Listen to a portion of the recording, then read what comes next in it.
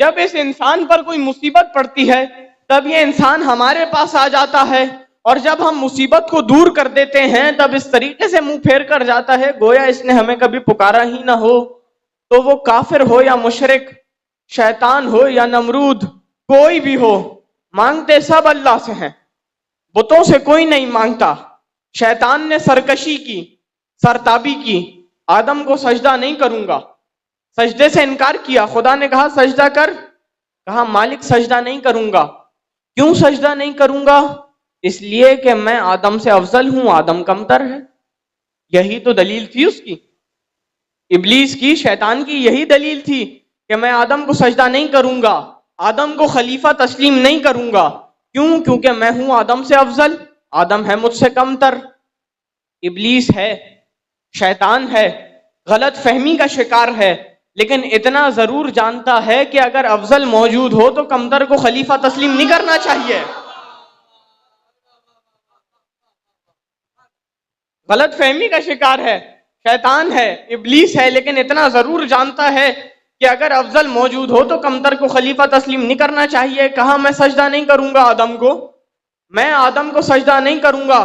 فخرج منہا انکا انت الرجیم، نکل جا ہماری بارگاہ سے، آج سے تو ملعون ہے، نکل جا ہماری بارگاہ سے، آج سے تو ملعون ہے۔ پتا چلا کہ جو بھی محفل سے اٹھا دیا جاتا ہے پھر وہ ملعون ہوتا ہے۔ میرا جملہ نہیں ہے، نص قرآن موجود ہے، جو بھی محفل سے اٹھا دیا جاتا ہے پھر وہ ملعون ہوتا ہے۔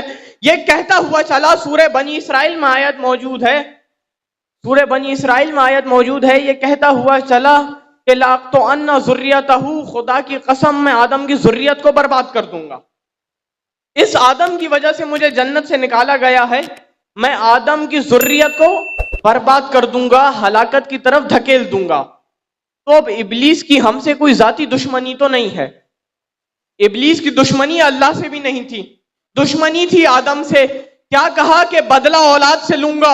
ابلیسیت کا مزاج سمجھ میں آیا، دشمنی نبی سے ہوتی ہے، بدلہ اولاد سے لیا۔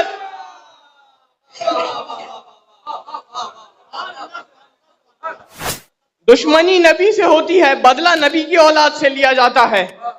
شیطان نے سرکشی کی، سرتابی کی، کہا تیرے حکم کی تعمیل نہیں کروں گا، جب تک زندہ رہوں گا، جب تک زندہ رہوں گا لوگوں کو بھٹکاؤں گا، لوگوں کو گمراہ کروں گا، تیری مشیت کے خلاف کام کروں گا، لیکن سوال بھی تجھی سے کروں گا، لیکن سوال بھی تجھی سے کروں گا۔ انکا من المنذرین، جا، ہم نے تجھے قیامت تک کی مہلت دی، ہم نے تجھے قیامت تک کی مہلت دی۔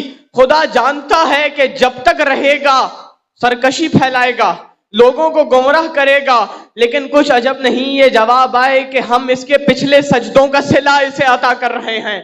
ہم دوستوں کو بھی دیتے ہیں، دشمنوں کو بھی دیتے ہیں، بس فرق اتنا ہے کہ دشمنوں کو محفل سے اٹھا کے دیتے ہیں، دوستوں کو ہاتھوں پہ اٹھا کے دیتے ہیں۔